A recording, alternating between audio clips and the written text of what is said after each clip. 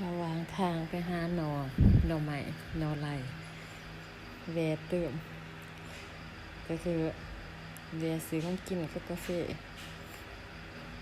กับเด็กแกน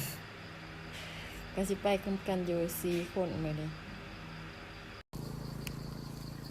สบายดีปลาเนาะพามาหาหน่อใหม่ไล่เราไม่ได้นำกันเนาะงวดสุดท้ายแล้วสงสัยมื้อนี้เพราะว่าเป็นปีแบบว่ามันสิมืดยามมันหั่นล่ะนะนี่แหละเพราะว่ามืดเนี่ย มานำกันฝน เต็มเศร้าละไปนำกัน ไปหาหน่อไหลกันหาหน่อใหม่กับเด็กแกง มือกับแกงต้มกันมา ผู้ใดได้หลายสิให้เป็นหัวหน้าแกง พักผ่อน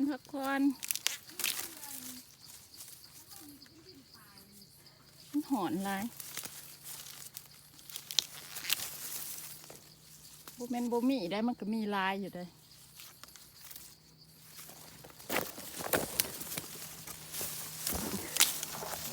สูงมาแล้ว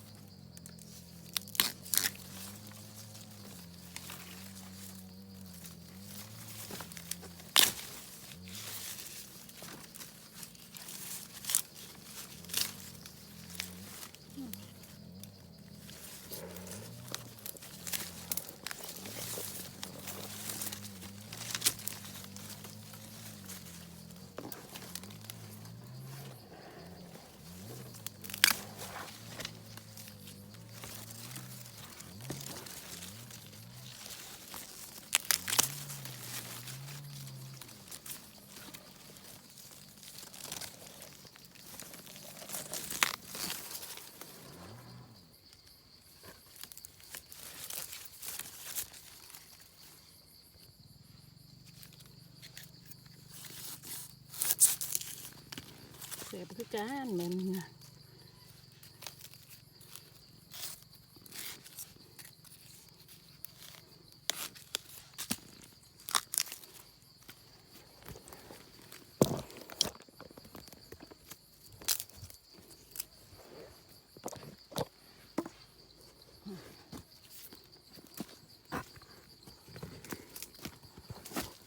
ก็มีลายอยู่นะทุกคน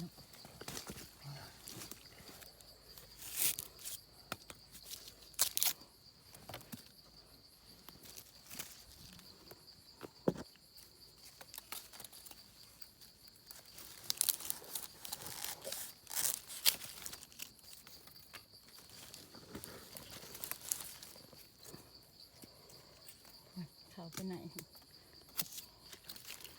ทำไมกำลังผลว่านจิตไว้มันนะต้มนี่มาทุนหนา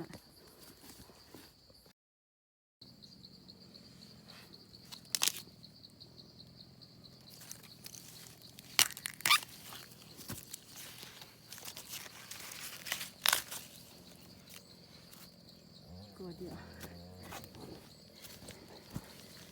ดียวสิไปเนาะ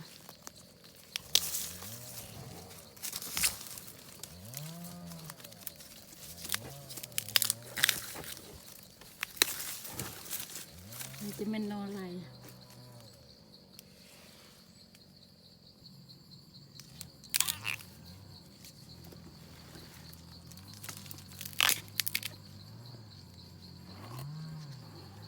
ขึ้นสูงหน่อยหนึ่ง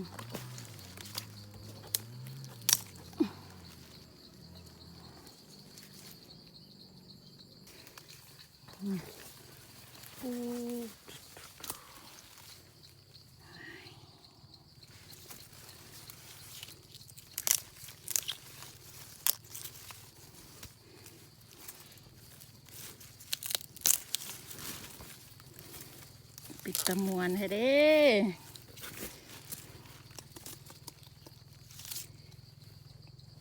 ตัวนี้ส่ง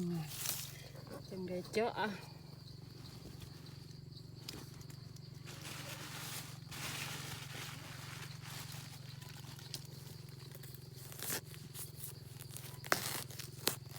เป็นหมอดิน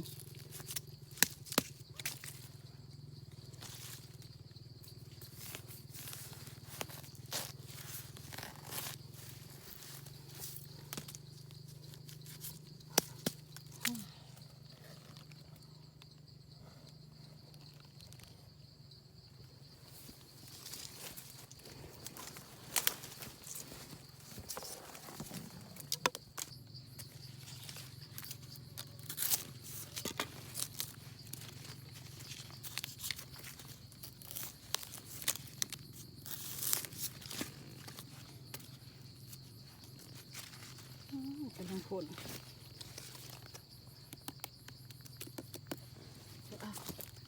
อันน้องไหม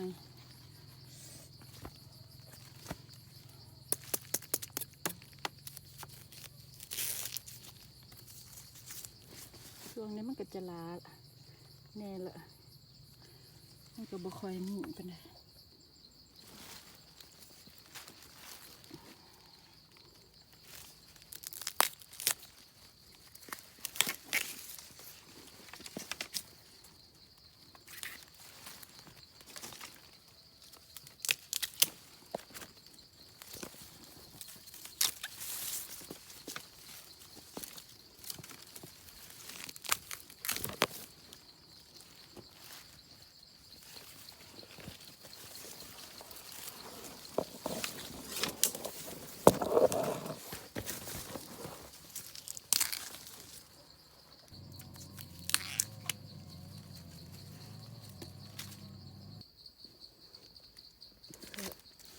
ก็ได้กินอยู่นะ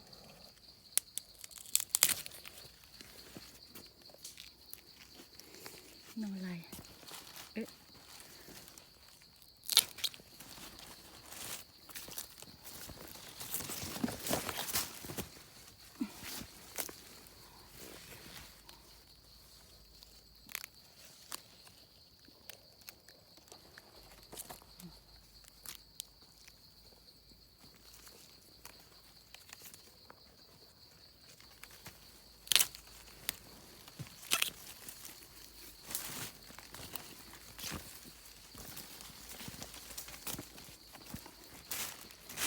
เฮ้ยนี่แหละ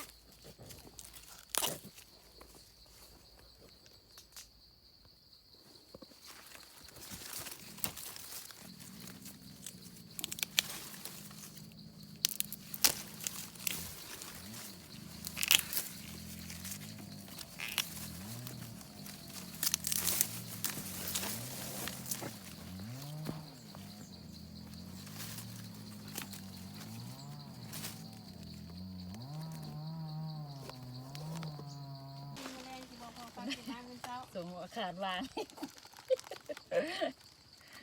ขาดกระซ่อนสองนี่ดอกนี่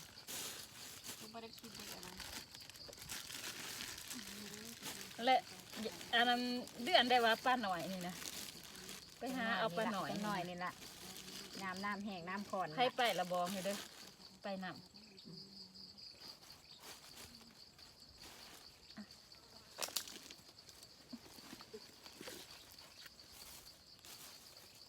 เธอ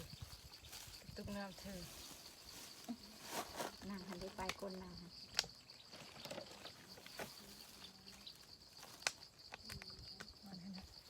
โอ้ไซส์ขนาดนั้นพวกมึงเนาะพวกมึงไซส์ขนาดเนาะเกี่ยแต่ละเลยจะลงเฟซอีกแล้วปะเนี่ยอ้าวยานโบอิมถือแอวเขาบางไงมือนั้นบ่ได้ถือเขาเจ็บใจบ่ได้ถือนะมือนั้นเอาแอมใหญ่ๆเลยสรุปว่ามือนั้นเพิ่นกินข้าวบ่อิ่มอ่ะอิ่มยันบ่อิ่มหรอกเนาะยันกินหมูแก่แค่อันเด้อมีหยังกระเดียกระดอนี่บ่ต้องถามเด้อว่าเป็นหยังคือตุ้ยแท้เอาสิเบิ่งแอวเขาแล้วเลยเอามากินข้าวนำกันหาหน่อไม้มาแล้วกินข้าวมาเด้อมาสักคนเด้อเก็บแสบนำกันนี่จะต้นขาชะนัง ต้มผักเขาใส่ถุงยาง บอกไปขาวแสบๆกันเด้อ ที่ก่อ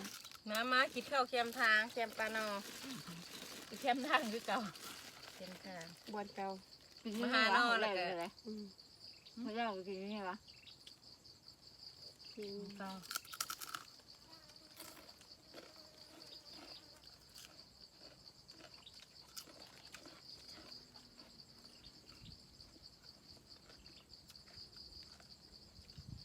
ให้ตาก็บอกแถวนี้เนาะถ่ายให้ตาเองจัดจัดเลยยาละ ปลาอะไรไหม กูว่าสิหา เบิ่งพ่อกันนี่แหละเอาปลาเอาตาว่าวานนี่หรือพ่อถาว่าว เท่านี้รู้จัก เที่ยงกันไปน้ำกันจะลงเฟซอ่ะ เดี๋ยวกี่ชอบมา บ่แล้ว ชอบ ก็ นี่ เปล่า เอาเปล่าแล้วนะ เดี๋ยวขาว อันนี้มันยาว เลือดสแตนยับว่าน้ำมูกมันอีกละเลือดจังไหนมาเนี่ยบ่ได้ ก็ส่วนมาหลักให้เจ๊กซี่เลยๆนะ มันอันนั้นได้แล้วเอ้ยมันยาวกว่า อันนี้ก็ยาว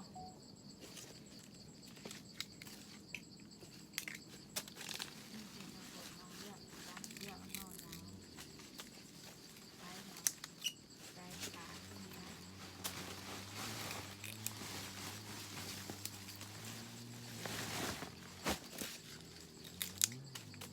เนื้อมือเฟืองหัว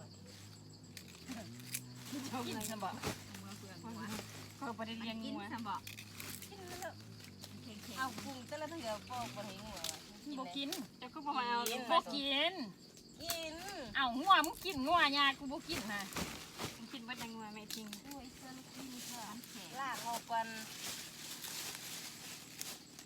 หน้าออกกันแล้วมันก็กิน ที่ล่างมาไหมวะ อ๋อบันเปลือกนมนะลากออก ไม่ กัน ได้ล่าง ล่างล่างยังมันแข็งแบบนี้ อย่ามันนะของมันนะอย่าปาก งานปอกก็จะมาปอกยังไงกับตัดเนี่ยแล้วนี่ก็ต้มแล้วนี่อย่างบองเดียวอะไรก็มาจมแต่มือดีดอยยังซี่ว่าอะไรจมฮะนะจมไม่ค่อยนะจมบ้างนะ มีแต่หอยคนเอาเนาะว่าสันหอยใหม่ๆว่าสันเห็นไหม ก็ยังไม่กิน แค่ละแม่มันนี่เอานะ ขึ้นรถแล้วนะ ว่าได้ยินเสียงคนฮักดูขึ้นมาไทยบ้านอื่น คนเบาอยู่ใน อั บ้าน น แท้ๆได้ตัวเอง เออ คนเบาอยู่บ้าน แต่หน่อใหญ่ๆ นี่ใส่เป่าถือ นี่นั่งอยู่นี่เด้ คนเบาบ้านเนียนพระเจ้าก็มาหาเลยเนาะคนรู้ละ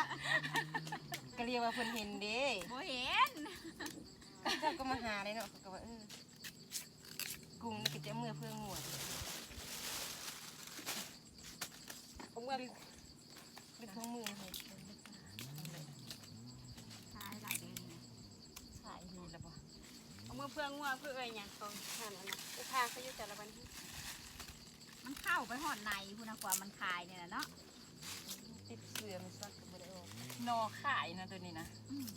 มันมีนอเกี่ยงมันบ่จะได้ เน่า เสียบ เที่ยง ก่ แบ อน บนี้นะอยู่อันบ้านเปลือยขาวนะ ก็ได้ อยู่บ้านนะ มั ขาวน ก็ บ้าน เสียบ แม่ คือกัน ว่า นอบักได้ มันอ่อนนี่มันมีขายแต่มันอ่อนมันมีแบบนึงเด้มันขายแล้วมันแข็งแข็งก็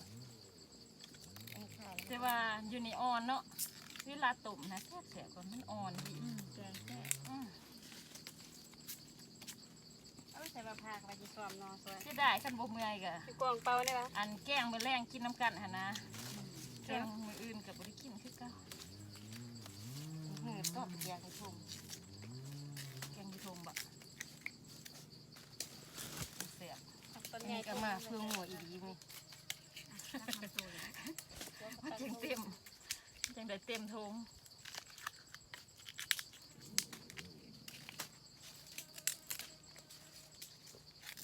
หลายได้ขึ้นเตาไปพอแล้ว จะไปได้เครื่องเป่า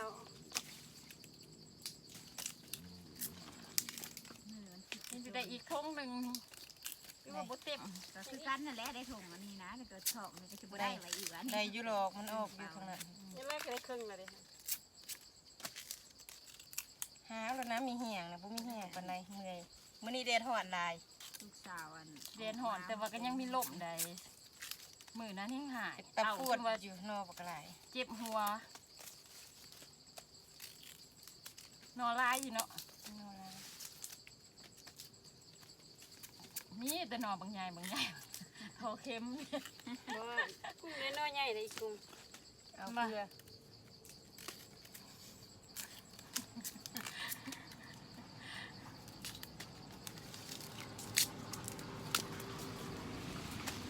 ก่อนหันกูบ่ได้ได้จะนอน